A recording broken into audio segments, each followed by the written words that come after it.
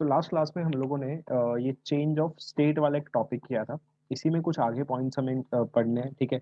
Latent heat वगैरह। Then एक experiment है जो आपको याद नहीं करना, बस पता होना चाहिए उसके बारे में कि ऐसा होता है। Then I will show you a video जिससे वो चीज़, मतलब एक्सपेरिमेंट है वो, जिसको आप देख के समझ जाओगे कि जो पॉइंट्स हमको डिस्कस करने हैं। Now there is this thing. Last class में हमने पढ़ा था चेंज ऑफ स्टेट के बारे में। तो चेंज ऑफ स्टेट में हमने क्या देखा था कि जो मैटर है नॉर्मली तीन स्टेट्स में एग्जिस्ट करता है, दैट इज सॉलिड, लिक्विड और गैस। जब आप सॉलिड को हीट करते हो तो वो लिक्विड में कन्वर्ट होता है, जब हम लिक्विड को कूल डाउन करते हैं तो वापस वो सॉलिड में कन्वर्ट हो जाता है, एंड जब हम लिक्विड को हीट करते हैं तो वो वेपर फॉर्म में कन्वर्ट हो जाता है, और जब वेपर को हम कूल डाउन करते हैं तो वो लिक्विड फॉर्म में वापस कन्वर्ट हो जाता है। देन ये पॉइंट था कि ये हम सभी को पता है कि जब भी स्टेट चेंज होती है किसी भी सब्सटेंस की तो वहां पर एक्सचेंज ऑफ हीट होता है, ठीक है। एक्सचेंज ऑफ हीट होता है किस किस के बीच, between the substance and the surrounding, इनके बीच हमेशा एक्सचेंज ऑफ हीट होता है। नाउ मेन पॉइंट हमको यहाँ से क्या याद रखना था, ये वाला ग्राफ जहां पर हमने क्या देखा था कि जब तक, और ये कुछ पॉइंट्स थे जो कंक्लूजन, कि जब तक सारी की सारी आइस मेल्ट नहीं हो गई थी तब तक जो टेम्परेचर था वो कितना रहा था, 0 डिग्री सेल्सियस। इस ग्राफ्स की लाइन से पता चल रहा था। जैसे ही आइस मेल्ट हुई ये वाटर में कन्वर्ट कन्वर्ट हुआ, टेम्परेचर पहुंचा 100 डिग्री सेल्सियस, और जब तक पूरा वाटर वेपर में कन्वर्ट नहीं हो गया था तब तक ये टेम्परेचर कितना रहा था, 100 डिग्री सेल्सियस रहा था यहाँ। तो जिसको हमने इस तरह से भी देखा था कि दस both the solid and liquid states of substance coexist in thermal equilibrium. तो इस वाली लाइन पे दोनों स्टेट्स एग्जिस्ट कर रही थी। एंड वेपराइजेशन क्या होता है ये सब हमने पढ़ा था। और सॉलिड और लिक्विड एग्जिस्ट कर रही थी सेम ऐसी। लास्ट लाइन में यहाँ पे ये लिखा हुआ था कि this both the liquid and vapour states of substance coexist in thermal equilibrium. तो यहाँ पे लिक्विड और वेपर स्टेट्स भी कोएग्जिस्ट कर रही थी एक साथ। तो उसके बाद हमने देखा मेल्टिंग पॉइंट क्या होता है, बॉइलिंग पॉइंट क्या होता है, और ये सब्लिमेशन का क्या प्रोसेस होता है। Now there is this thing. अब आते हैं उससे जरा नेक्स्ट पॉइंट पे। यहाँ तक हमने कर लिया था, इससे जो पहले वाला पेज था। दो पेज ही हम लोगों को डिस्कस करने हैं, उसके बाद तो इसमें न्यूमेरिकल्स हैं, क्योंकि हम इस चैप्टर को ऑलमोस्ट मतलब ये मान लो 60-70% फिर खत्म कर चुके होंगे थ्योरी वाइज। हमको थोड़ा फिर न्यूमेरिकल वाइज देखना है इसको, क्योंकि इन पॉइंट से न्यूमेरिकल्स बन जाते हैं आपके यहाँ पे। तो नेक्स्ट टॉपिक आता है यहाँ पे लेटेंट हीट। अब देखो आप लोगों ने केमिस्ट्री में बिल्कुल पढ़ा होगा, सुना भी होगा ये टर्म कि लेटेंट हीट होता क्या है। तो अभी मैंने आपको जो टॉपिक बताया था, और वो टॉपिक जो मैंने आपको बताया था वो टॉपिक था आपका ये वाला, चेंज ऑफ स्टेट। कि जिसमें हम किसी भी सब्सटेंस की क्या चेंज कर रहे थे, स्टेट चेंज कर रहे थे। यस और नो? तो यहाँ पर क्या है, the Yes, amount of heat. अब लेट्स सपोज जैसे आपके पास कोई आइस है।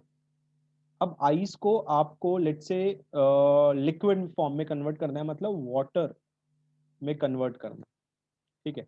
तो आइस अभी कौन सी स्टेट में है, सॉलिड स्टेट में है। उसको किस में कन्वर्ट करना है आपको, लिक्विड स्टेट में करना है। तो the amount of heat required to change the state of unit mass of substance. ध्यान रखना किसके लिए, unit mass of substance unit. At constant temperature and pressure. But यहाँ पर फर्क ही इतना है लेटेंट हीट में। लेटेंट हीट में फर्क सिर्फ इतना ही होता है कि आपको जो टेम्परेचर और प्रेशर है वो क्या रखना है, टेम्परेचर और प्रेशर है वो क्या रखना है, कांस्टेंट, ठीक है। टेम्परेचर और प्रेशर क्या रखना है, कांस्टेंट। उसको अपन क्या नाम देते हैं, उसको हम नाम देते हैं लेटेंट हीट ऑफ सब्सटेंस। तो like there is this thing, अगर मैं इसको सिंपली बोलूं, जैसे यहाँ पर एक आइस के मैंने एग्जांपल लिया, तो यहाँ पर मैं ऐसे बोल सकता हूँ इसको कि जब भी कोई भी सॉलिड किस में चेंज होगा, लिक्विड में, एंड देन वो लिक्विड किस में कन्वर्ट होगा, क्योंकि वाटर वेपर में कन्वर्ट होगा, तो लिक्विड किस में कन्वर्ट होगा, गैस में। तो वो किसको एब्जॉर्ब करेगा, सिंपल सी बात है, सॉलिड को अगर लिक्विड में कन्वर्ट होना है तो वो किसको एब्जॉर्ब करेगा यार, हीट को क्या करेगा वो, हीट लेगा तभी तो कन्वर्ट होगा ना सॉलिड लिक्विड में। देन लिक्विड भी हीट लेगा तभी तो वो किस में कन्वर्ट होगा, गैस में एब्जॉर्ब होगा। लेकिन ये जो अब अच्छा, अब ये मैंने आपको कैसे बताया कि टेम्परेचर कांस्टेंट है, ये सब कांस्टेंट है। अभी प्रेशर की बात मैं कर नहीं रहा, बिकॉज अभी हमने प्रेशर की का जिक्र किया नहीं है। जो इससे नेक्स्ट पॉइंट है ना, जस्ट वहां पर हम प्रेशर की बात करेंगे। अब ये कांस्टेंट टेम्परेचर का चक्कर क्या है, आपको मैं वापस ये वाला ग्राफ दिखाता हूँ, और जरा ये वाली लाइन देखो बस इसमें, ये वाली लाइन।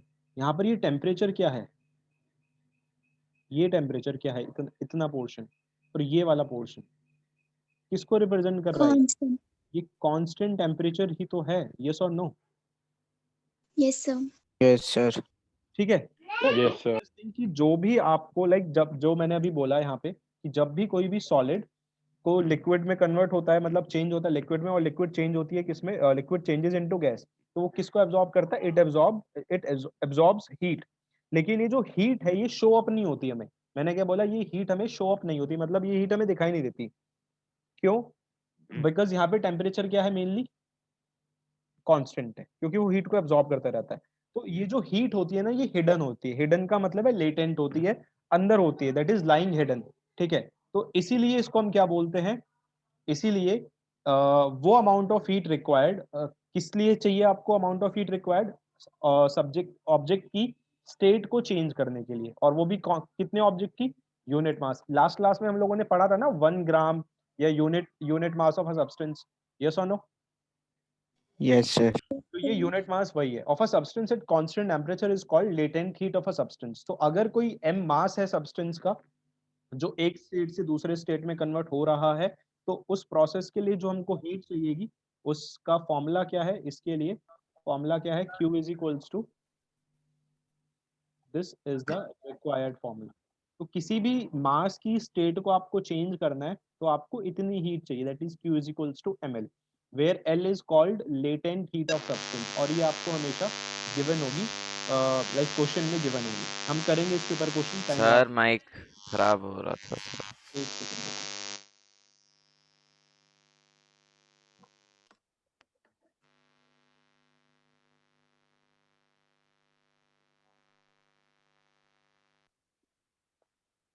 ओके, सो हमने क्या देखा? किसी भी ऑब्जेक्ट की स्टेट को चेंज करना है तो उसके लिए जो आपको अमाउंट ऑफ हीट चाहिए होता है उसको हम क्या बोलते हैं? Latent heat. और ये हीट जो होती है हिडन होती है, ठीक है, ये शो अप नहीं होती, ध्यान रखना, तभी इसका नाम होता है latent heat. Okay, now next point बढ़ते हैं। हमें ऑब्जेक्ट की स्टेट को चेंज करना है। अब लेट्स जस्ट सपोज अगर ऑब्जेक्ट की स्टेट सॉलिड से लिक्विड में चेंज हो रही है, मतलब ऑब्जेक्ट सॉलिड से लिक्विड में कन्वर्ट हो रहा है, तो उस केस में जो भी हीट हमें चाहिए होगी उस हीट को हम क्या बोलते हैं? आप लोगों ने बिल्कुल केमिस्ट्री में नाम सुना होगा ये पक्का, लेटेंट हीट ऑफ फ्यूजन। सुना है? Yes sir. ठीक है। तो यस जो sir. Amount of yes sir. The amount of heat required to change the state of unit mass of substance from solid to liquid, solid से liquid में convert करने के लिए जो भी आपको अमाउंट ऑफ हीट चाहिए, ठीक है, उसको हम क्या बोलेंगे? उसको हम बोलते हैं latent heat of fusion. Next में the amount of heat required to change the state of unit mass of substance from liquid to vapour.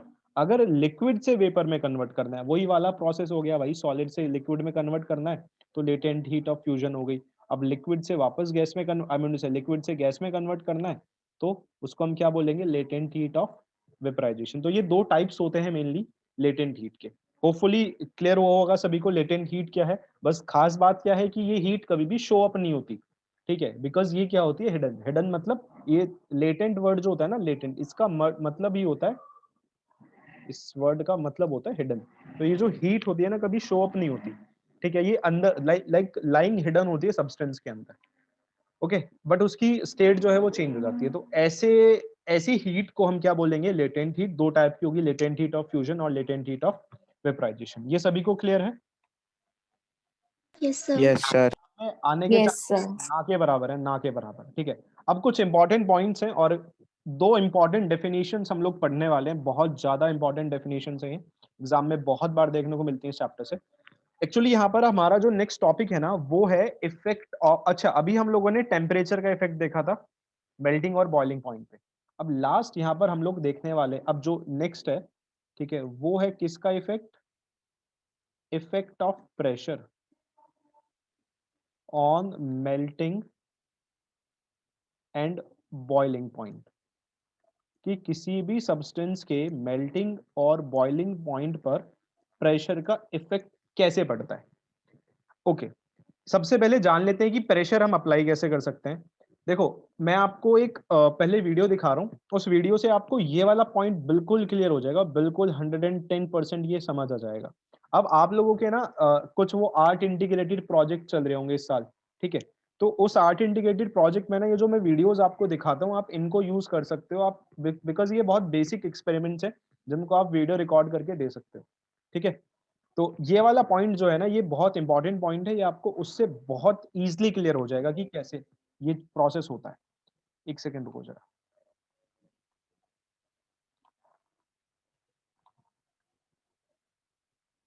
Screen visible है सभी को? Yes, sir. Yes, sir.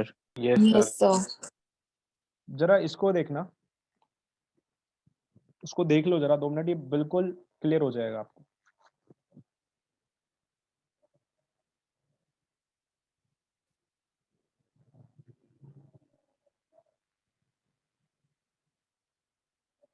सी लाइन पढ़ना, द फिनोमेना ऑफ आइस, मतलब ये है, होता क्या है, the phenomena of ice melting under pressure and freezing again when pressure is reduced. मतलब अच्छा, आप लोगों ने वैसे देखा होगा, लेट्स सपोज मैंने इस चैप्टर की स्टार्टिंग में सबसे पहले एग्जांपल लिया था कि आप आइस, लेट्स से कोई आइस लो, ठीक है, आइस का ब्लॉक ले लो एक, उसको आप अपने हाथों से ना प्रेस करो। प्रेस करने का मतलब आप क्या अप्लाई कर रहे हो, उस पर प्रेशर अप्लाई कर रहे हो, तो वो क्या होता है, मेल्ट होता है ना, यस और नो? Yes, sir. ठीक है, Yes, मेल्ट sir. वजह से होता है बिकॉज उसको हीट भी मिल रही है, बट वहां पर आप जब उसको प्रेस करते हो तो वहां पर प्रेशर भी तो आप अप्लाई कर रहे हो, तो यहाँ पर इसीलिए कॉन्सेप्ट आता है प्रेशर का, तो इसको समझना, इससे बिल्कुल क्लियर हो जाएगा।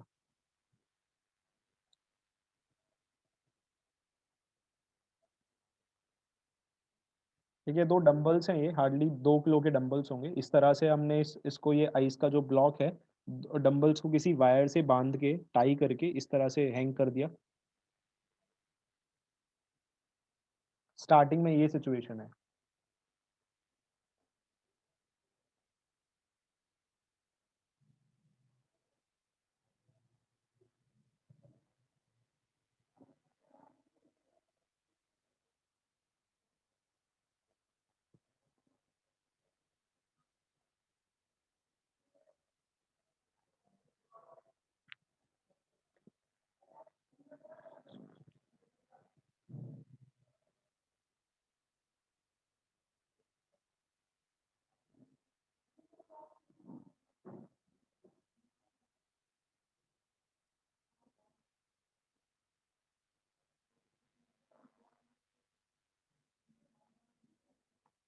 अच्छा देखो, बहुत सिंपल सा कॉन्सेप्ट यहाँ पे अगर आपने ऑब्जर्व किया हो, नॉर्मली जब आपने ऊपर से प्रेशर अप्लाई किया यहाँ पे, ठीक है, मतलब यहाँ पर जो वायर है, वायर प्रेशर अप्लाई कर रही है इस हिस्से पे, देखा होगा आप लोगों ने इस पोर्शन पे जो प्रेशर अप्लाई हुआ है, होना क्या चाहिए था, जो हमें लगता है नॉर्मली कि जब हमने प्रेशर अप्लाई किया था तो ये आइस 2 हिस्सों में टूट कर गिर जानी चाहिए थी, स्प्लिट हो जानी चाहिए थी, यस और नो?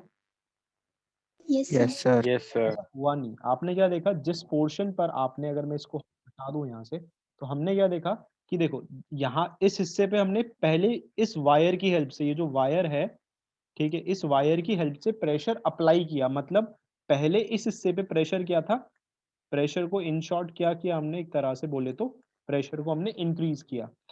जहां पर प्रेशर ज्यादा था वहां से आइस क्या हो गई, जहां पर प्रेशर ज्यादा था वहां से हमने क्या देखा, आइस हो गई मेल्ट।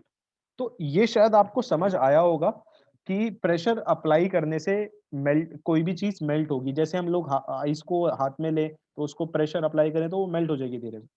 तो अब क्या हुआ, जैसे जैसे ये आगे बढ़ता गया तो हमने ऊपर से क्या देखा कि ये वाला पोर्शन जो है, ये वाला पोर्शन, ये वापस से क्या हो गया, ये वापस से क्या हो गया, फ्रीज हो गया ना वापस से। Yes, sir. Yes, ये तो, और देखो मैं दिखा रहा Yes, हूँ sir. होता है, एक्चुअल में ऐसा होता है, ठीक है, वापस से ये पोर्शन क्या हो गया, फ्रीज हो गया। ठीक है, आगे अब देखना इसको जरा। अच्छा, फ्रीज क्यों हो गया, इस ये मैं बता दूं। देखो, फ्रीज इसलिए हो गया कि जब क्या बोलते हैं, प्रेशर ज्यादा था तो ये पोर्शन मेल्ट हुआ। अब ये वायर आगे निकल गई, मतलब यहाँ पर प्रेशर क्या हो गया, प्रेशर क्या हो गया यहाँ पे, रिड्यूस हो गया, और I can say that pressure क्या हो गया यहाँ पे, डिक्रीज हो गया। समझ आई बात? Yes, sir. yes, sir. अब जरा इसको देखो आगे।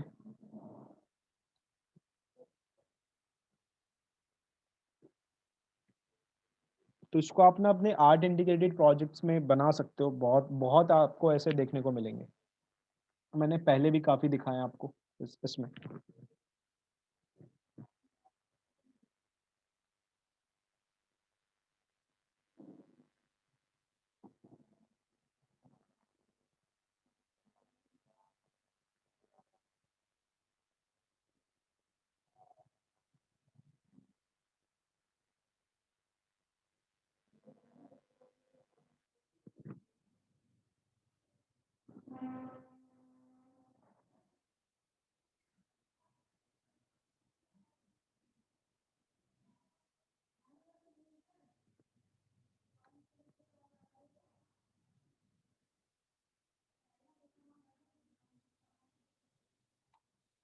ठीक है, तो ये था आपका ये वाला फिनोमेना। एक सेकेंड,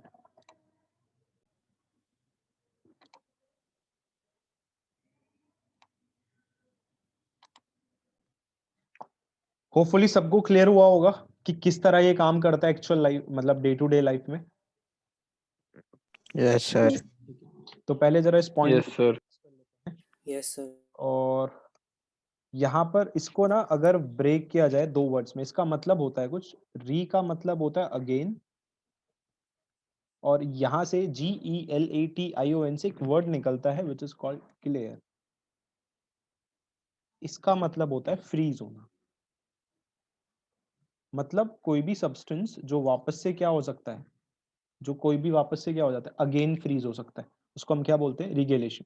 तो the phenomenon in which ice melts when pressure is increased, वो फिनोमेना जहां जिसमें आइस क्या होती है, मेल्ट हो जाती है। कब हो जाती है आइस मेल्ट? ध्यान रखना, मैंने अभी भी बताया था आपको, जब प्रेशर को क्या करते हो आप वापस, मतलब प्रेशर को क्या करते हो, और ये इंपॉर्टेंट टर्म है काफी, ये बहुत इंपॉर्टेंट टर्म है, ध्यान रखना। तो जब आप प्रेशर को क्या करते हो, इंक्रीज करते हो, और वापस से वो क्या हो जाएगी, फ्रीज हो जाएगी। बट कब हो जाएगी? जब आप प्रेशर को क्या कर दोगे, रिमूव कर दोगे। Remove. रिमूव का मतलब है, यहाँ पर ध्यान रखना, रिमूव का मतलब है प्रेशर क्या हो रहा है वहां पे, डिक्रीज।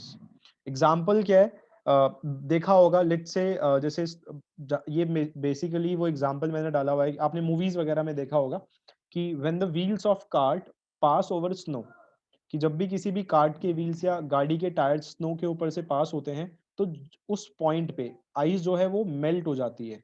क्यों हो जाती है मेल्ट? क्यों मतलब जो आइस टायर के साथ कांटेक्ट में है, कार्ट के व्हील के साथ कांटेक्ट में, या कार के टायर के साथ कांटेक्ट में है, वो मेल्ट हो जाएगी। क्यों मेल्ट हो जाएगी? क्योंकि वहां पर प्रेशर क्या हो गया होगा, उस पर्टिकुलर पॉइंट पे प्रेशर क्या हुआ होगा, Increase. Increase in pressure exerted by wheels. लेकिन जब उस पॉइंट से वो चीज आगे बढ़ जाती है, तो प्रेशर क्या हो जाता है वहां पे, रिड्यूस हो गया, मतलब प्रेशर रिलीज हो गया।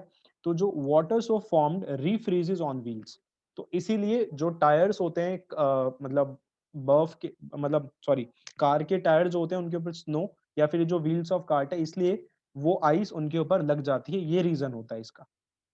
ठीक है, सेम ऐसे ही अगर आप लाइक बर्फ में जाओगे, तो आपने देखा होगा जो हमारे मतलब बूट्स होते हैं, ठीक है, उन पर भी आइस लग जाती है। उसका भी सेम रीजन है, क्योंकि जब हम वहां पर प्रेशर अप्लाई करेंगे, तो वो जो भी जो पोर्शन है कांटेक्ट में, वहां पर प्रेशर इंक्रीज होगा तो आइस मेल्ट होगा। तो जैसे ही आगे बढ़े वहां पर प्रेशर रिड्यूस हो गया, तो वापस से वो रीफ्रीज हो गया। अब सवाल आता है यार इतनी जल्दी कैसे हो जाता है? तो आपको पता है यार, आइस मतलब आइस वहीं पर फ्रीज होती है जहां पर टेम्परेचर रफली 0 डिग्री के आसपास होता है। तो अगर टेम्परेचर बहुत कम है, तो आपको पता है वाटर बहुत जल्दी फ्रीज हो सकता है।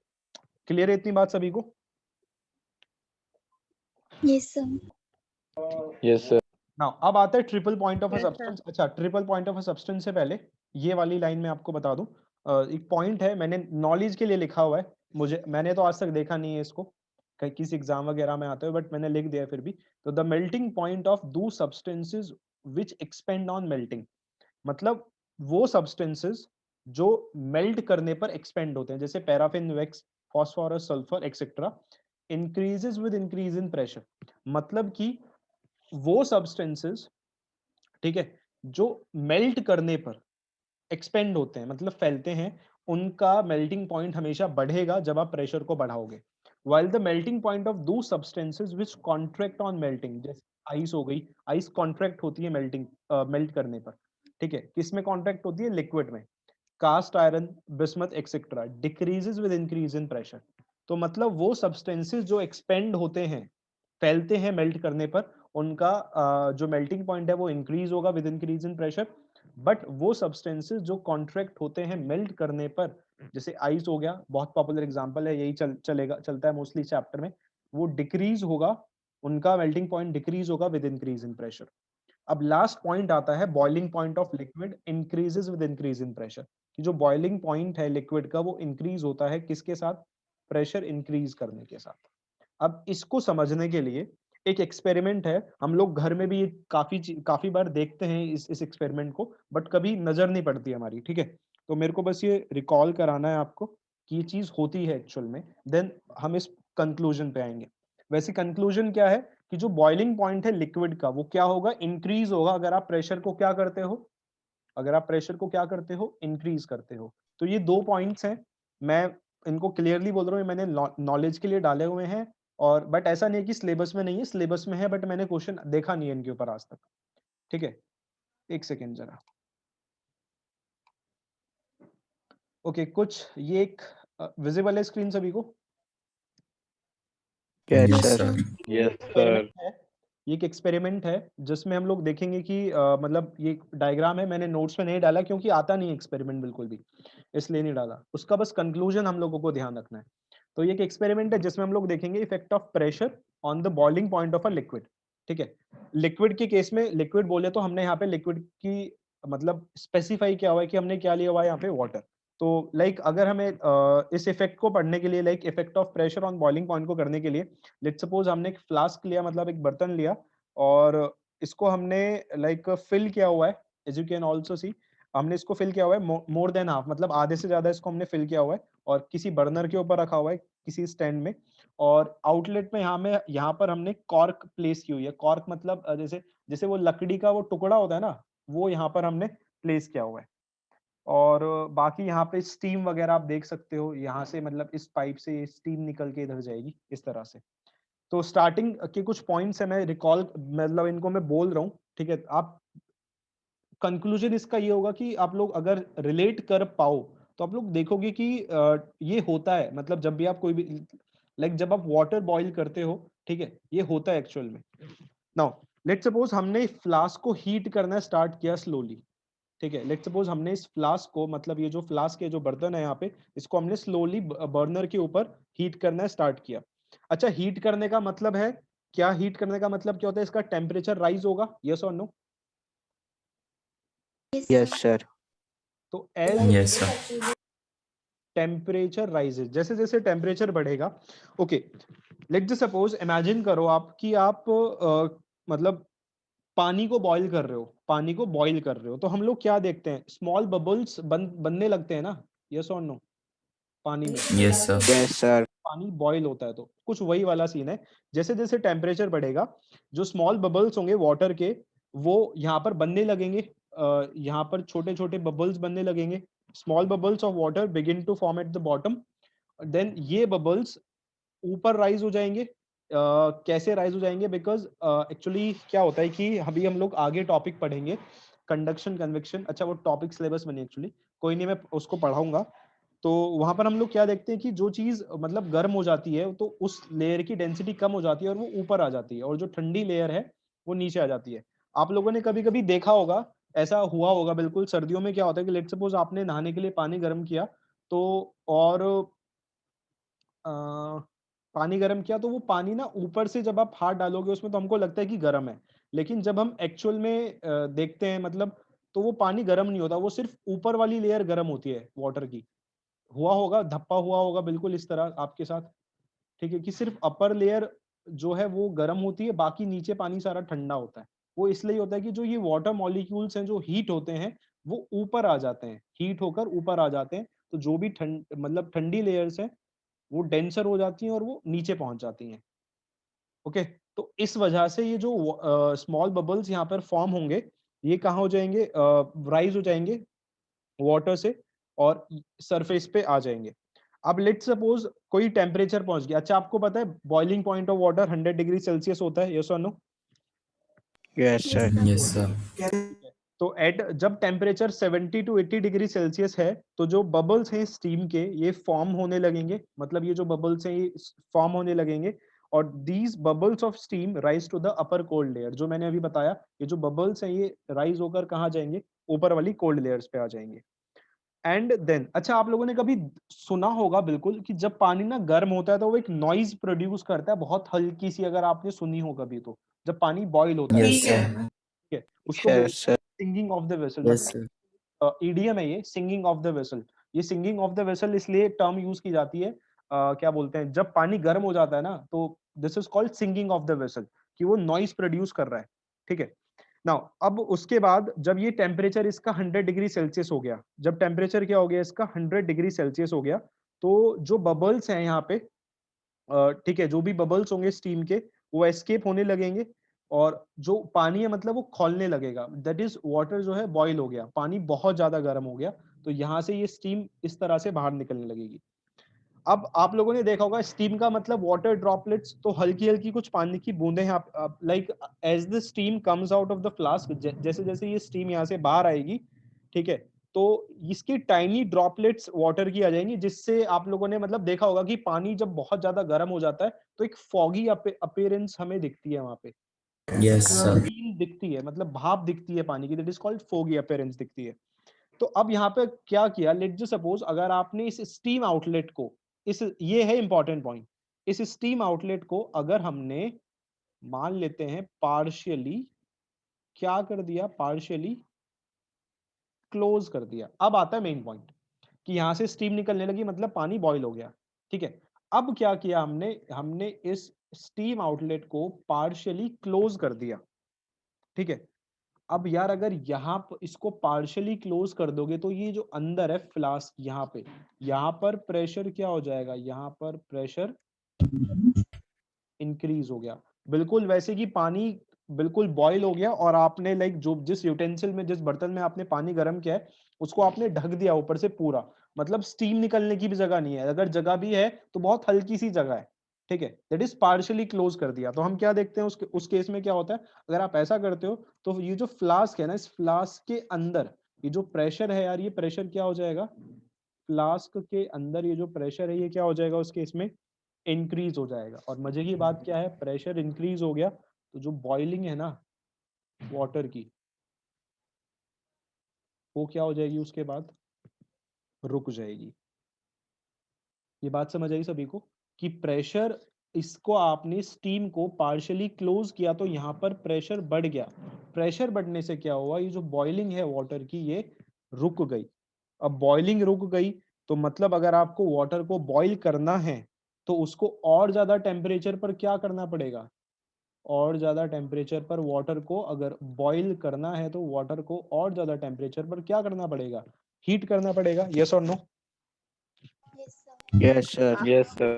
लास्ट की लाइंस आपको बस याद रखनी है, मतलब यादों में थोड़ी धुंधली धुंधली पता होना चाहिए, और ये होता है यार एक्चुअल में ऐसा, ठीक है, कि जब आप इस मतलब यहाँ इस पोर्शन को आपने पार्शियली क्लोज कर दिया, ठीक है, तो उससे क्या हुआ, यहाँ पर प्रेशर बहुत ज्यादा क्रिएट हो गया, प्रेशर ज्यादा क्रिएट होने से वाटर की बॉइलिंग रुक गई। तो वाटर को बॉईल कराना है तो और टेम्परेचर बढ़ाना पड़ेगा, मतलब क्या हुआ, प्रेशर इंक्रीज होने से, प्रेशर इंक्रीज होने से वाटर का जो बॉइलिंग पॉइंट है वो भी क्या हो गया,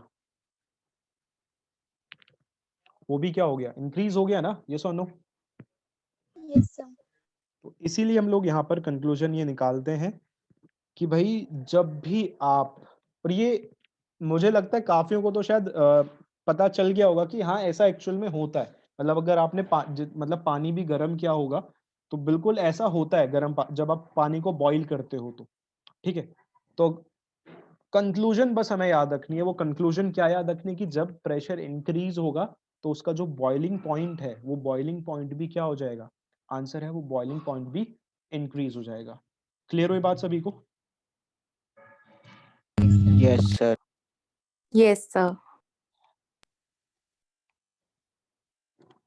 तो इसीलिए ये पॉइंट हम लोग मैंने लिखा हुआ है यहाँ पे, तो कि the boiling point of liquid increases with increase in pressure, कि जो बॉइलिंग पॉइंट है लिक्विड का वो इंक्रीज होगा विद इंक्रीज इन प्रेशर। अच्छा अब आते हैं नेक्स्ट इंपॉर्टेंट पॉइंट पे, that is triple point of a substance. किसी भी सब्सटेंस का ट्रिपल पॉइंट क्या होता है, देखो भाई ये हमें पता है कि 3 स्टेट्स होती है मैटर की, कौन कौन सी स्टेट्स होती हैं, सॉलिड, लिक्विड और गैस, यस और नो। Yes, sir. तो triple point Yes, sir. It is defined as a particular point, ये वो एक पर्टिकुलर पॉइंट है। PT phase diagram, PT phase diagram आप लोगों ने केमिस्ट्री में पढ़ा होगा, मैं आपको जरा डायग्राम दिखा देता हूँ, एक सेकेंड, एक मिनट। ये देख रहे हो डायग्राम, ये वाला देख रहे हो, इसको दिख रहा है सभी को डायग्राम।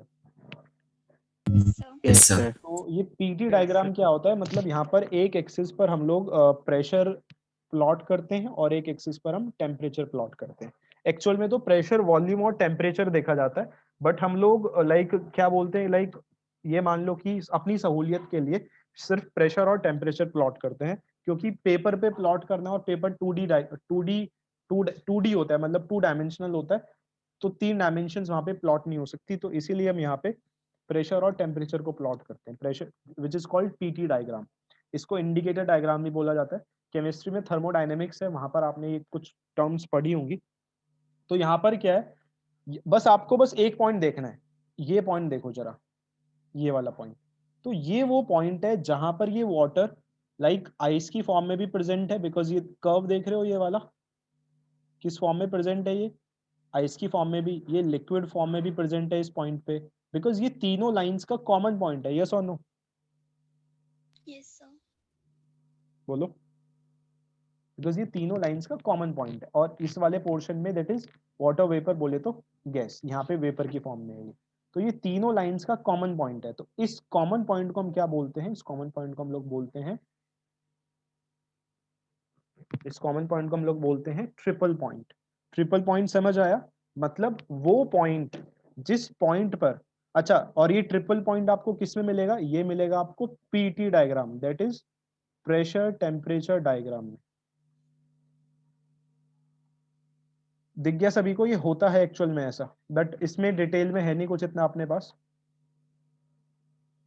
तो ट्रिपल पॉइंट ऑफ सब्सटेंस की बात की जाए तो it is defined as a particular point on PT phase diagram representing a particular pressure and a particular temperature at which substance can coexist. Coexist का मतलब वो एक साथ तीनों स्टेट्स में है, ठीक है, इसीलिए इंपॉर्टेंट बनता है ये पॉइंट, इसलिए डेफिनेशन इंपॉर्टेंट बनती है triple point of a substance की।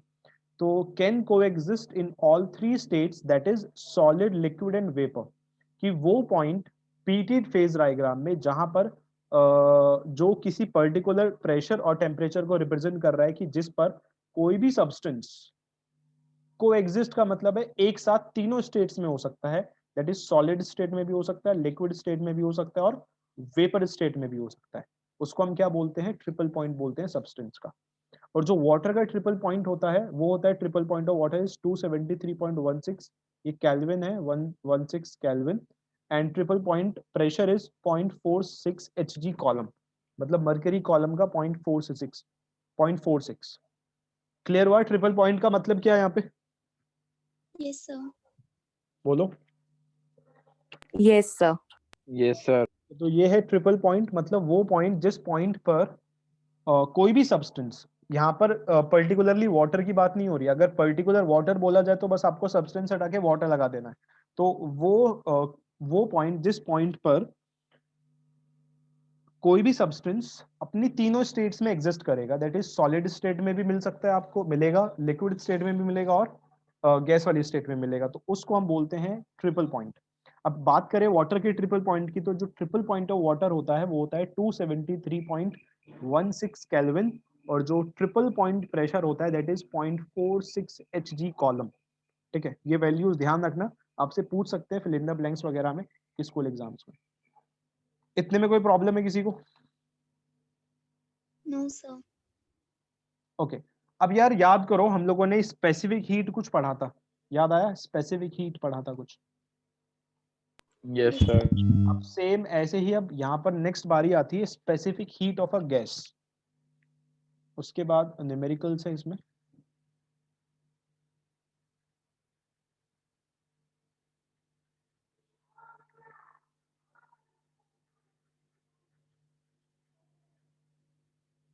ठीक है, specific heat of a gas, मैं डेफिनेशन लिख देता हूँ, बिल्कुल वही डेफिनेशन है जो हम लोगों ने पहले देखी थी। मैं रिकॉल करा देता हूँ, it is defined as the amount of heat energy, it is defined as the, याद एक फॉर्मूला रिकॉल करा रहा हूँ, याद होगा होपफुली, ये वाला कुछ, सर माइक। एक्चुअली वो लाइट चली जाती है ना, तो वो फिर उससे इशू होता है माइक का। तो डेल्टा क्यू इज इक्वल, याद है formula, delta Q is equals to CM delta T, याद?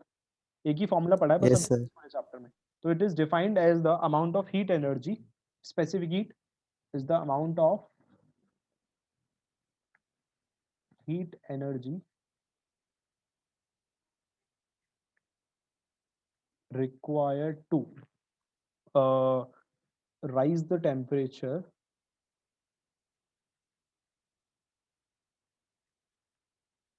ठीक है, तो it is defined as the amount of heat energy required to rise the temperature of 1 gram of gas. Temperature of 1 gram of gas.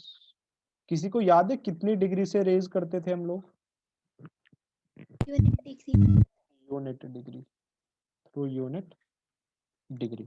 तो ये होता है आपका क्या बोलते हैं, specific heat of a gas. ठीक है, तो नेक्स्ट था इसमें आपका limits of specific heat, limits on,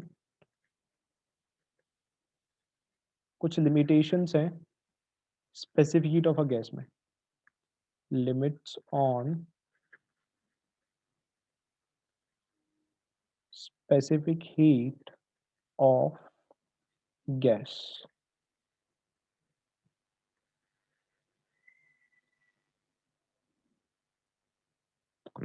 okay, तो सभी को ये फॉर्मूला पता होगा, दैट इज लिखा भी हुआ है मैंने, C is equals to delta Q divided by M delta T। तो फर्स्ट है यहाँ पे, देखो भाई, अच्छा पहले बताओ, लेट जस्ट सपोज आप लोगों ने थर्मोडायनेमिक्स पढ़ लिया केमिस्ट्री में? Yes sir. Yes, sir. अच्छा पढ़ लिया, ठीक है, क्योंकि थोड़ा सा उससे रिलेटेड है ये कॉन्सेप्ट। मान लो कि आपने गैस को सडनली कंप्रेस किया, let the gas is compressed suddenly. अगर आपने सडनली गैस को कंप्रेस किया तो उस केस में क्या होता है, no heat is supplied from outside. उस केस में गैस को कोई हीट सप्लाई नहीं हो सकती बाहर से। इसका मतलब हीट एब्जॉर्प्शन कितना हो गया, 0, यस और नो? Yes sir. बट होता क्या है, but temperature of gas rises. लेकिन ये केमिस्ट्री की बातें हैं सारी, ठीक है, ये केमिस्ट्री में आप लोगों ने थर्मोडायनेमिक्स पढ़ा है, हम लोग फिजिक्स में भी थर्मोडायनेमिक्स पढ़ेंगे, मिलता जुलता होगा बट हल्के से चेंजेस है, क्योंकि फिजिक्स में थर्मोडायनेमिक्स होता है हीट इंजन के बारे में, ठीक है, हीट इंजन, रेफ्रिजरेटर, इन सब के बारे में मेनली वहां पे आएगा। तो माना कि let the gas is compress suddenly, मान लिया कि हमने गैस को सडनली कंप्रेस कर दिया, मतलब कोई हीट सप्लाई नहीं हुई। सडनली कंप्रेस करने का मतलब है अचानक से कंप्रेस कर दिया, तो गैस जो है वो हीट नहीं ले पाई बाहर से, ठीक है, that is delta Q is equals to 0। But उस सडनली कंप्रेस करने की वजह से क्या होता है, जो गैस का टेम्परेचर है वो क्या हो जाता है, राइज। तो but temperature of gas rises on account of compression. But compress करने की वजह से जो इसका टेम्परेचर है वो क्या हो जाएगा, इंक्रीज हो जाएगा। तो C is equals to delta Q divided by M delta T। अब देखो डेल्टा Q 0 है तो स्पेसिफिक हीट भी कितनी आएगी, बोलो, 0 आएगी ना? Yes, sir. तो therefore specific heat of gas is 0। Clear हुआ सभी को? Yes, sir. Now second point, माना कि हमने गैस को इस बार हीट किया, let the gas is heated and allowed to expand। कि माना आपने गैस को हीट किया और गैस को एक्सपेंड होने दिया, एक्सपेंड मतलब पता है ना सभी को, फैलने दिया, मतलब हीट होने के बाद गैस को एक्सपेंड होने दिया eight such a rate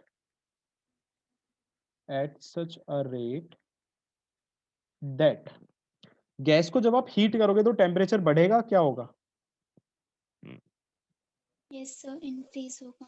that rise in temperature.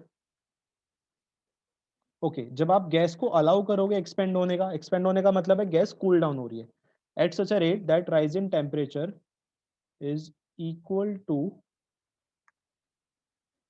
Fall in temperature. तो गैस को आपने हीट किया और उसको फिर अलाउ किया कि वो मतलब कूल डाउन हो सकती है, मतलब एक्सपेंड हो सकती है। तो इस तरह से कि जो राइज इन टेम्परेचर है वो किसके इक्वल है, फॉल इन टेम्परेचर। तो अगर ऐसा है तो नेट चेंज इन टेम्परेचर कितना आ गया, 0. 0। इस केस में स्पेसिफिक हीट कितनी आ गई गैस की, Infinite. तो specific heat of gas is infinite. ठीक है, क्लियर हुआ सभी को कि अगर ऐसा केस होगा मतलब राइज इन टेम्परेचर हमें इक्वल होगा किसके, फॉल इन टेम्परेचर के, तो उस केस में जो स्पेसिफिक हीट होगी गैस की वो कितनी होगी, उस केस में स्पेसिफिक हीट हो जाएगी आपकी इन्फिनिटी। दो पॉइंट और है इसमें बिल्कुल ऑलमोस्ट सेम तरह से ही।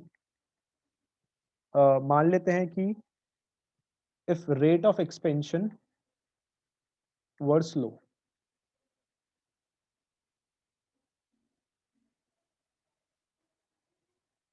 रेट ऑफ एक्सपेंशन स्लो होने का मतलब क्या है कि जो फॉल इन टेम्परेचर है, दैट इसको मैं लिख ही देता हूँ, that is fall in temperature of gas is smaller than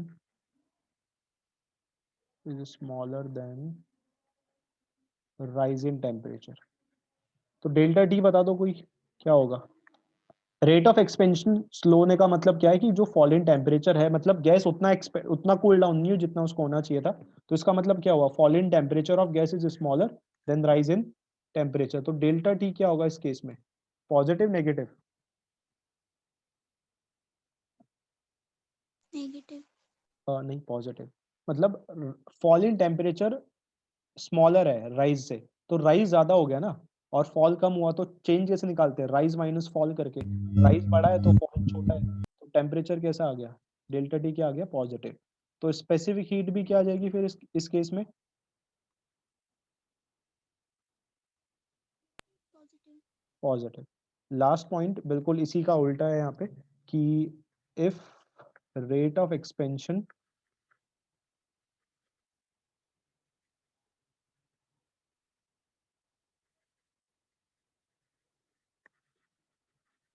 वो फास्ट, अगर रेट ऑफ एक्सपेंशन बहुत ज्यादा है इसका मतलब that is fall in temperature of gas is larger than rise in temperature।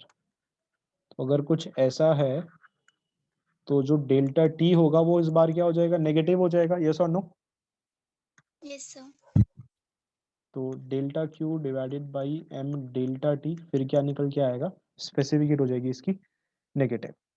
तो इससे हम क्या कंक्लूड करते हैं, लिमिट्स हमने क्या निकाली यहाँ पे स्पेसिफिक हीट ऑफ गैस की, तो इससे हमने कंक्लूड किया कि जो specific heat of a gas है, thus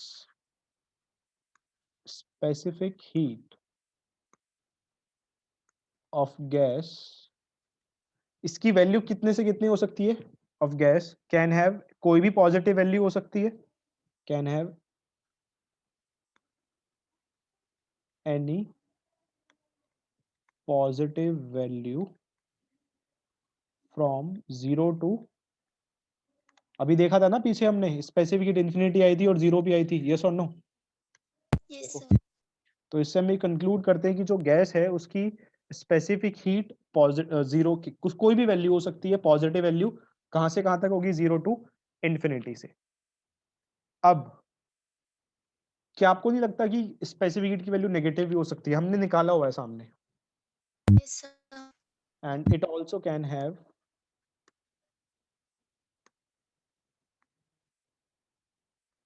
a negative value. But एक केमिस्ट्री की लाइन बोल रहा हूं मैं, केमिस्ट्री में ही है थर्मोडायनेमिक्स में, कि जो एग्जैक्ट वैल्यू होती है ना स्पेसिफिक हीट की, वो डिपेंड करती है आपके मोड ऑफ हीटिंग पे, मतलब आप उसको किस तरह से हीट कर रहे हो। तो ये सब केमिस्ट्री में बातें हैं, फिजिक्स में इनका कोई जिक्र भी नहीं है थर्मोडायनेमिक्स में, क्योंकि फिजिक्स की थर्मोडायनेमिक्स हल्की सी डिफरेंट है as compare to chemistry. Although first law of thermodynamics वही है, इंटरनल एनर्जी वगैरह सब कॉन्सेप्ट सेम है। तो ये क्लियर हुआ limits on specific heat of gas में, कि स्पेसिफिक हीट की वैल्यू कोई भी पॉजिटिव वैल्यू हो सकती है, कहाँ से, 0 से इन्फिनिटी तक, और इसकी वैल्यू नेगेटिव भी हो सकती है। बट ये किसकी है, ये है सिर्फ और सिर्फ, ये है सिर्फ और सिर्फ किसकी, गैस की, पर्टिकुलर गैस की, किसी सॉलिड की नहीं है। क्लियर हुआ होगा सभी को? Yes, sir. Yes, sir. Yes, sir.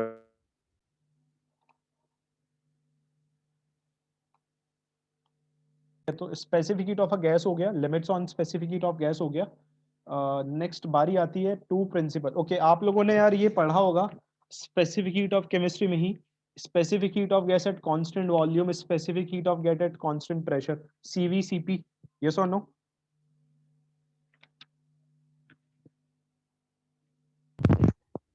Sir. पढ़ा है ना यार केमिस्ट्री में, तो केमिस्ट्री में ये चीज है। दो स्पेसिफिक हीट्स होती हैं गैस की, एक होती है specific heat at constant volume, एक होती है specific heat at constant pressure. Same है बिल्कुल। It is defined as the amount of heat energy required to raise the temperature of 1 gram of gas through 1 degree Celsius और 1 kelvin. But कब, जब आपने उसकी वॉल्यूम को क्या रखा, कांस्टेंट रखा। ठीक है, सेम ऐसे ही next, it is defined as the amount of heat energy required to raise the temperature of 1 gram of gas through 1 degree Celsius और 1 केल्विन। बट कब, जब आपने क्या रखा, प्रेशर को क्या रखा इस बार गैस के, कांस्टेंट रखा। ठीक है, ओके। ये मैंने लिखा है कि लेट्स सपोज, मैंने लिख दिया शॉर्ट में, इसकी डेफिनेशन नहीं लिखी मैंने, कि instead of considering 1 gram of gas, अगर आप 1 ग्राम ऑफ गैस को कंसिडर नहीं करके चलते, अगर आप 1 ग्राम मोल को कंसिडर करते हो, कोई बताएगा? याद है हमने स्पेसिफिक हीट पढ़ी थी, देन मोलर स्पेसिफिक हीट पढ़ी थी, तो याद है फर्क क्या था? बस मोलर स्पेसिफिक हीट और स्पेसिफिक हीट में वहां पर भी फर्क ये था कि अगर वहां पर आप मास को कंसिडर ना करके मोल्स को कंसिडर कर रहे हो, यस और no? Yes, sir. Yes, Yes, sir. sir. Yes, sir. वही चीज है कि instead of considering 1 gram of gas, if we consider 1 gram mole of gas, then specific heats are called molar specific heats। तो बस आपने definition में जहां पर हमने 1 ग्राम लिखा है वहां पर आपने 1 मोल लिख देना है, बाकी सब चीज सेम रहेगी। तो कैपिटल CV का मतलब क्या है, कैपिटल CV का मतलब क्या है, molar specific heat at constant volume, मैंने लिखा है ये कैपिटल C है, is equals to capital M CV। ठीक है, और सेम ऐसे ही CP, और जो ये रेशो होता है दोनों प्रिंसिपल स्पेसिफिक हीट्स का, इससे इसको किससे डिनोट किया जाता है, इसको डिनोट किया जाता है गामा से। ठीक है, तो गामा क्या होता है, CP बाई CV, चाहे वो मोलर हो और चाहे वो स्पेसिफिक हो। कोई दिक्कत है इसमें किसी को? अच्छा, ये सबको No, पता sir. है CP is greater than CV होता है, वो फुली पता होगा CP is greater than CV। एक थर्मोडायनेमिक्स में बहुत पॉपुलर रिलेशन है, केमिस्ट्री में पढ़ा होगा, हम लोग भी देखेंगे। ये CP minus CV is equals to R, पता है सभी को? सही टॉपिक इस साल। अच्छा, हट गया है।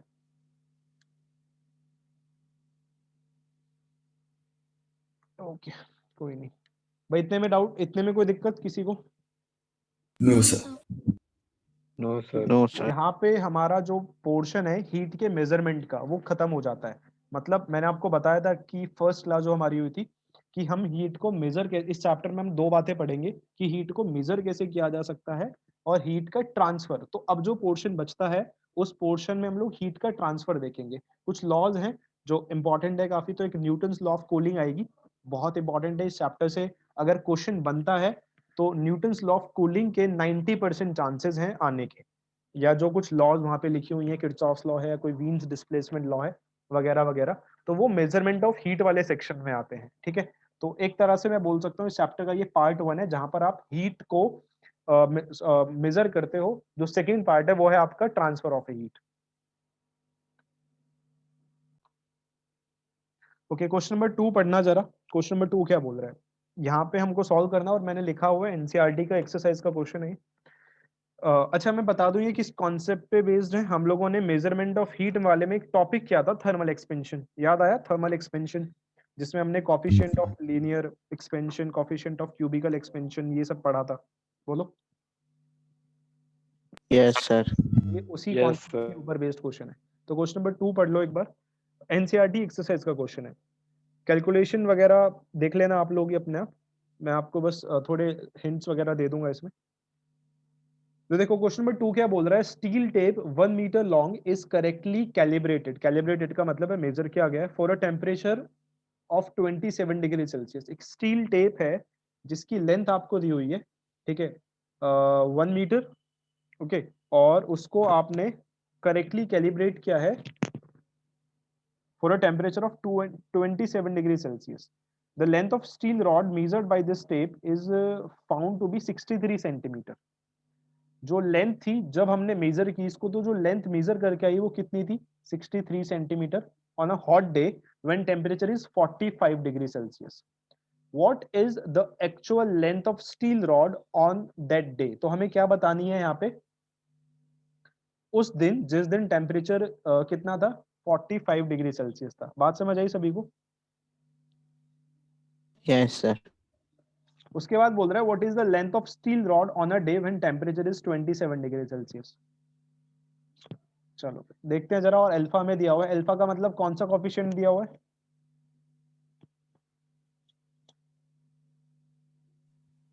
Coefficient Coefficient of linear expansion. Linear expansion.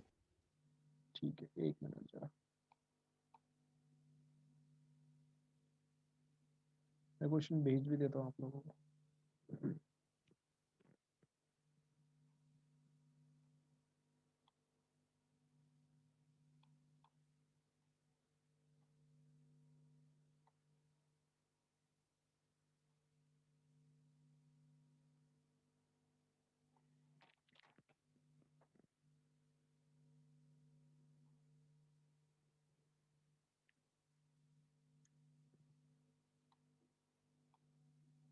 क्या क्वेश्चन सभी को मैंने भेज दिया आप लोगों को, एक बार देख लेना आप लोग, ठीक है।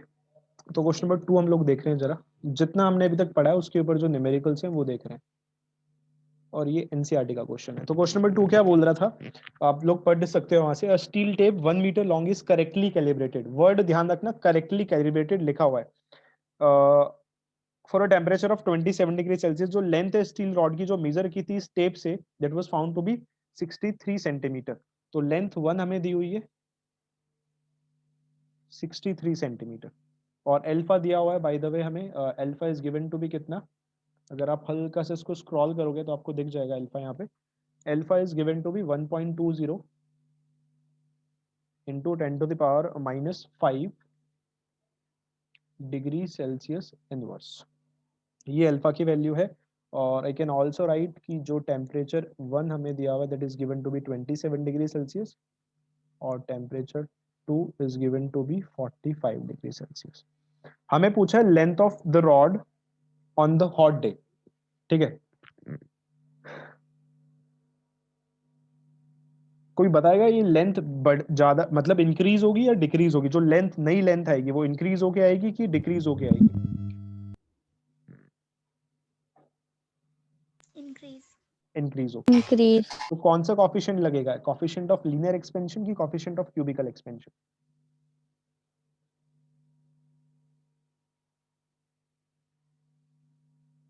बोलो,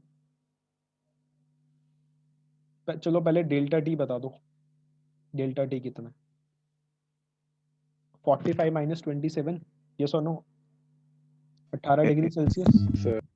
Yes, sir. ये है हमारा डेल्टा टी। अब मैं याद दिलाता हूँ फॉर्मूला, हम लोगों ने पढ़ा था डेल्टा एल का फॉर्मूला क्या, L L alpha delta T, yes और नो।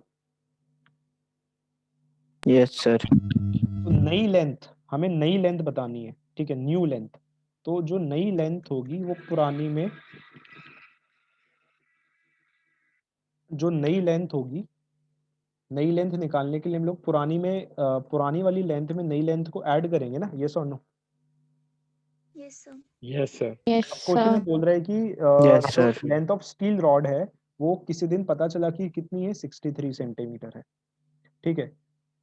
और ये जो डेल्टा एल है ये इंक्रीमेंट है, तो इसको हम कुछ इस तरह लिख सकते हैं, मैं फॉर्मूला बना रहा हूँ आपके सामने एक तरह से, इस तरह लिख सकते हैं ना एल डैश को। Yes, sir. तो एल कॉमन Yes, आ sir. जाएगा तो अंदर क्या बचेगा, 1 + अल्फा डेल्टा टी, तो हमें क्या निकालना है, जो उसने बोला कि what is the length of the same steel rod, एक second, what is the actual length of the steel rod on that day, कि उस दिन एक्चुअल लेंथ कितनी थी स्टील रॉड की। तो हमें एक तरह से L2 निकालनी है, यहाँ पे L1 गिवन है। Now L2 will be equals to L1 plus delta L, और डेल्टा L को हम क्या लिखेंगे, बिल्कुल इसी तरीके से L1 plus L1 alpha delta T, yes और नो, जो अभी मैंने नीचे आपको समझाया। Yes, sir. Yes. L1 alpha delta T। तो बिल्कुल इसी तरीके से चलते हुए, तो यहाँ पर L2 will be equals to L1 common आ गया, अंदर क्या बचा 1 प्लस अल्फा डेल्टा T। अब L2 L1 भी हमें पता है, L1 कितना है 63 सेंटीमीटर, 1 पता है, अल्फा की वैल्यू भी गिवन है कितनी 1.20 इंटू 10 टू द पावर -5, और डेल्टा टी भी अपने को गिवन है, दैट इज 18 डिग्री सेल्सियस। तो जब हम इसको सॉल्व करेंगे ना, तो जब हम इसको सॉल्व करेंगे तो हमें वैल्यू मिलेगी या आंसर मिलेगा।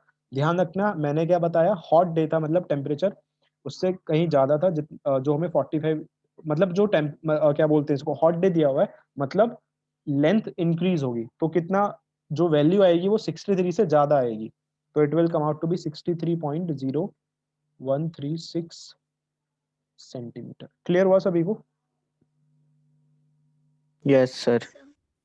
अब बोल रहा है कि what is the length of the same steel rod, जो मतलब उसी स्टील रॉड की लेंथ कितनी है on a day when the temperature is 27 degree Celsius. कोई बता सकता है इसका आंसर?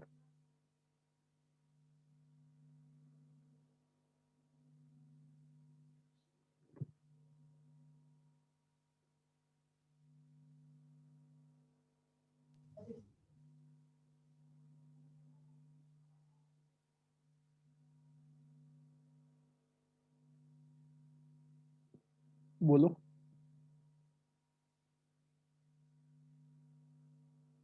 देखो 27 डिग्री सेल्सियस जो है वो 45 से कम है कि ज्यादा है? कम है, ठीक है। कम है। अब हम क्या देखते हैं कि भाई सॉलिड को हम हीट करते हैं तो वो एक्सपेंड होता है, और जब आप उसको कूल डाउन करोगे तो वो कॉन्ट्रैक्ट होता है। तो अब यहाँ पर क्या है, अगर मैं यहाँ पे, अगर आप पहली लाइन देखोगे क्वेश्चन की, तो बोला हुआ है a steel tape 1 metre long is correctly calibrated for a temperature of 27 degree Celsius. उसके बाद जो लेंथ ऑफ स्टील रॉड थी जो मेजर की थी इस टेप से, वो स्टील टेप से मेजर की हुई है। ध्यान रखना, किसी स्टील रॉड की लेंथ है जो टेप से मेजर की गई है, और टेप कितनी लंबी है 1 मीटर लॉन्ग है, ठीक है। मुझे लग रहा है शायद यहाँ पे कंफ्यूजन हुई है आपको, अदरवाइज आंसर आप बता देते अपने आप ही। देखो पहले लाइन में क्या दिया हुआ है, क्योंकि कंफ्यूजन हो रही है स्टील टेप और स्टील रॉड, ये तो अलग अलग चीजें हैं। स्टील टेप मतलब स्टील टेप से मेजर किया हुआ है, और स्टील टेप जो है वो 1 मीटर लॉन्ग है, मतलब वो करेक्ट आंसर आपको देगी जब आप उसको 27 डिग्री सेल्सियस पे मेजर कर रहे हो। तो length of steel rod measured by this tape is found to be 63 centimeter on a hot day when temperature is 45 degree. What is the actual length of steel rod on that day? अब क्या हुआ, हमें तो पता चला यार actual length 63 नहीं थी, एक्चुअल लेंथ कितनी थी, कितनी निकल के आई थी, एक्चुअल लेंथ कितनी निकल के आई, इतनी निकल के आई, बिकॉज हीट टेम्परेचर बढ़ने की वजह से उसकी लेंथ इंक्रीज हो गई होगी। तो what is the actual length of steel rod on that day, steel rod की लेंथ हमने निकाली। अब क्या बोल रहा है, what is the length of the same steel rod on a day when the temperature is 27 degree Celsius. अब हमें टेम्परेचर 27 डिग्री सेल्सियस दिया हुआ है जो कम है एक्चुअल से, ठीक है, मतलब टेम्परेचर कम हो गया। तो क्या आपको नहीं लगता कि ये कूल डाउन होके वापस अपनी ओरिजिनल लेंथ पे आ जाएगा? Yes, sir.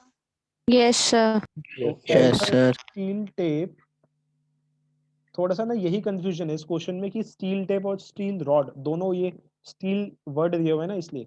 तो as the steel tape has been calibrated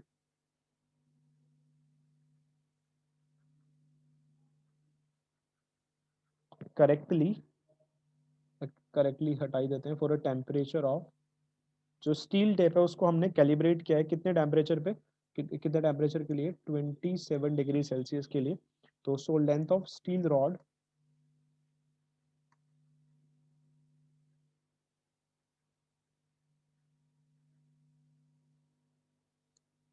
will be equals to 63 centimetre. ठीक है, नेक्स्ट क्वेश्चन देखते हैं जरा, लास्ट क्वेश्चन।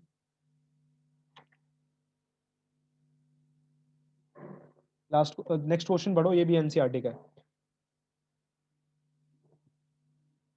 इजी है। क्या बोल रहे हैं?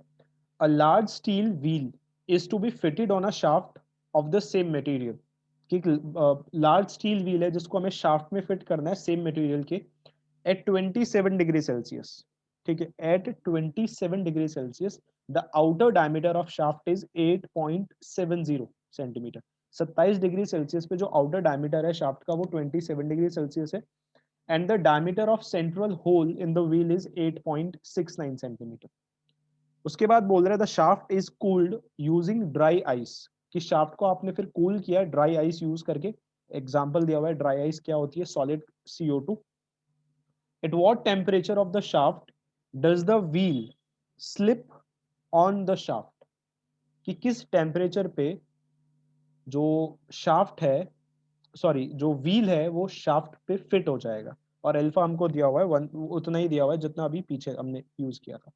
तो अल्फा कितना है? 1.20 into 10 to the power minus, okay एक चेंज है यहाँ पर, अल्फा दिया हुआ है केल्विन में। तो आपको सारे टेम्परेचर किस में लेने पड़ेंगे, जल्दी बताओ, बोलो भाई। केल्विन में दिया हुआ है ना, तो सारे टेम्परेचर सर केल्विन में लेने पड़ेंगे। तो टेम्परेचर T1 हमें दिया हुआ है कितना? 27 डिग्री सेल्सियस। तो T1 27 है, तो केल्विन में कन्वर्ट करोगे तो 27 प्लस 273, तो कितना केल्विन हो जाएगा? और हमें बताना है कि किस टेम्परेचर पे शाफ्ट के जो व्हील है वो फिट हो जाएगा। स्लिप होने का मतलब है कि फिट हो गया। यहाँ पे एनसीईआरटी एक्सरसाइज का क्वेश्चन है ये भी। ठीक है, ओके हमें टेम्परेचर निकालना है, तो अभी अभी ऊपर हमने कुछ फॉर्मूला यूज किया था। और बाय द वे हमें लेंथ जो दी हुई है L1 is given to be 8.70 centimetre. आप देख सकते हो क्वेश्चन में लिखा है ना, the outer diameter of shaft. बोलो, जो शाफ्ट का आउटर डायमीटर है वो 8.70 है, और जो डायमीटर है सेंट्रल होल का व्हील में, ठीक है, वो कितना है आपका यहाँ पे? That is given to B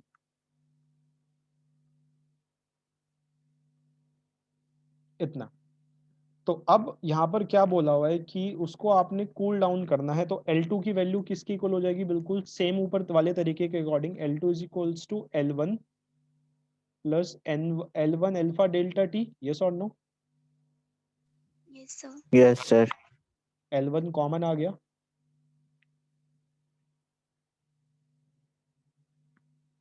तो अंदर क्या बचेगा? 1। या एक काम करते हैं, इसको कॉमन ना लेके L2 minus L1 is equals to क्या बचेगा? L1 alpha delta T. Yes और no? Yes, sir. Yes sir तो यहाँ पर फॉर्मूला आ जाएगा फिर क्या बोलते हैं, L2 minus L1 is equals to L1 alpha delta T को अपन लिख सकते हैं T2 माइनस T1। तो टेम्परेचर निकालना है हमें, तो T2 माइनस T1 की वैल्यू क्या आ गई? L2 minus L1 divided by L1 alpha. तो T1 अपने को गिवन है 300, L2 कितना है? L2 is given to be 8.69, L1 is 8.70 divided by L1 is 8.70, alpha is given to be 1.0 into 10 to the power minus 5। ये सारी values हमें यहाँ पर गिवन है। तो जब आप इसको सॉल्व करोगे पूरा, राइट हैंड साइड की वैल्यू निकल के आएगी -95.8। ठीक है, तो जब आप इसको पूरा सॉल्व करोगे तो it will come out to be, एक सेकेंड कैलकुलेशन, मेरे पास आंसर है इसका, एक मिनट में बता रहा हूँ आपको देख के। अच्छा, इजी आएगा 300 माइनस 95.8, दैट इज 204.2 केल्विन। ये आंसर निकल के आएगा। मुझे एक चीज बता दो, ये जो टेम्परेचर है ये कम है या ज्यादा है? मुझे ये बता दो बस, Come. बोलो भाई। पहला टेम्परेचर कितना था देख रहे हो ना? 300 केल्विन था। केल्विन की टर्म्स में बात करें तो पहले था 300 केल्विन, अब है 204.2 केल्विन। अब यार ये टेम्परेचर कम क्यों हो गया? ध्यान से अगर आप लोग क्वेश्चन देखो तो क्वेश्चन में हिंट दिया हुआ है कि एक लार्ज स्टील व्हील है जिसको हमें फिट करना है शाफ्ट पे, ठीक है, सेम मटेरियल का शाफ्ट है, 27 डिग्री पे जो शाफ्ट का आउटर डायमीटर है वो 8.70 है, और जो सेंट्रल डायमीटर है, जो होल का डायमीटर है, व्हील में जो होल है उसका डायमीटर है 8.69। अब यार जो व्हील में होल है वो 8.69 सेंटीमीटर का और शाफ्ट का साइज है 8.70, तो क्या फिट हो पाएगा व्हील शाफ्ट पे? No sir. नहीं हो सकता यार, किसी भी कीमत पे व्हील शाफ्ट पे फिट नहीं हो सकता, बिकॉज व्हील का साइज छोटा है, शाफ्ट का साइज बड़ा है।